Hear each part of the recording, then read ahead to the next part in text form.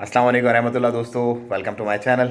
अच्छा जी, कल फाइनली इंशाल्लाह आज़ादी का दिन है। लॉकडाउन ख़त्म हो जाएगा सल्तनत ऑफ ओमान का, और आप लोग बाहर जा सकते हैं और घूम फिर सकते हैं, लेकिन 5 बजे तक, सुबह 4 बजे कल यानी कि बरोज़ हफ्ता स्टार्ट हो जाएगा। आप बाहर मूवमेंट अपनी कर सकते हैं, लेकिन शाम को 5 बजे तक, क्योंकि 31 जुलाई तक जो शाम को 5 से सुबह 4 बजे तक वाला लॉकडाउन है वो जारी रहेगा। तो इस बात को याद रखिएगा, क्योंकि नॉर्मली लोग क्या होता है कि एक बीच में शिफ्टिंग विफ्टिंग होती रहती है, कभी सुबह कभी बंद, कभी रात बंद, कभी पूरा बंद।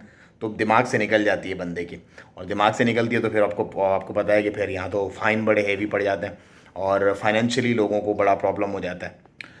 तो कल कौन कौन कहाँ कहाँ जा रहा है, क्या प्लान है? बहुत सारे लोगों ने अपने ईद प्लान किए हुए होंगे यकीनन, स्पेशली जो फैमिलीज़ हैं और बच्चे वाले जो लोग हैं वो तो बिल्कुल तबाह व बर्बाद हो गए होंगे माजरत के साथ। लेकिन जस्ट एक वैसे ही मैं एक बात कर रहा हूँ, क्योंकि उफ मसला बहुत है, परेशानी है बहुत।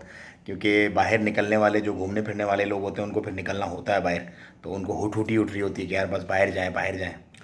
अच्छा जी, उसके साथ ही साथ 23 जुलाई एक बहुत बड़ा दिन है ओमान की हिस्ट्री में, क्योंकि इसी दिन लेट सुल्तान काबूस अल्लाह ताला उन्हें गनी के रहमत करे, उन्होंने इक़्तिदार संभाला था और एक मॉडर्न ओमान की एक बुनियाद रखी थी। आज जो हम इंफ्रास्ट्रक्चर देखते हैं, बड़ी लंबी चौड़ी सड़कें और पूरा जो निज़ाम एक देखते हैं, तरतीब जो एक देखते हैं, ये आज के दिन ही समझ लें इसकी बुनियाद रखी गई थी लॉन्ग बैक। सो अल्लाह ताला उन्हें जन्नत में जगह दे और उनके जितने भी काम हैं उनमें आसानियाँ फरमाए।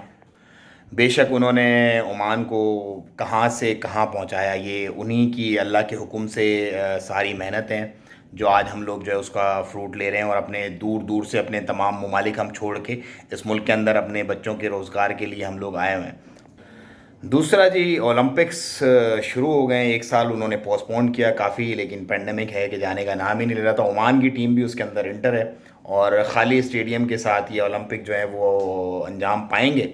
तो बस हर चीज़ में बस फ़िलहाल तो ऐसे ही है कि चस है नहीं, थोड़ा मामला आगे पीछे ही चल रहा है। लेकिन चलो अल्लाह मालिक, अभी वैक्सीनेशन के फुल थ्रोटल चलेंगे तो कुछ मामलात बेहतरी की तरफ जाएंगे। पाकिस्तान में केसेस एक दफ़ा दोबारा से सर उठा रहे हैं, क्योंकि ईद पे बहुत ज़्यादा ईद मिलन पार्टियाँ और गैदरिंग्स वगैरह हुई हैं। आपको पता है ईद तो फिर ईद होती है, तो इसी तरह इंडिया में भी यही मामला चल रहे हैं। और कतर का मैंने बताया था कल आपको, कल एक वीडियो में, तो उसमें आपको बुकिंग भी देनी है अपनी होटल की, और टिकट भी देना है। 5,000 दिरहम या रियाल कतरी आपके उसके पास होने चाहिए आपके अकाउंट में, और कार्ड आपके पास लाजमी होना चाहिए।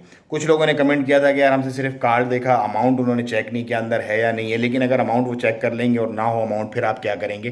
तो बेहतर है कि आपके पास अमाउंट भी होना चाहिए। बाकी अगर आप रिस्क लेना चाहते हैं तो वो फिर आपका मामला, आपका अपना खुद का मसला है।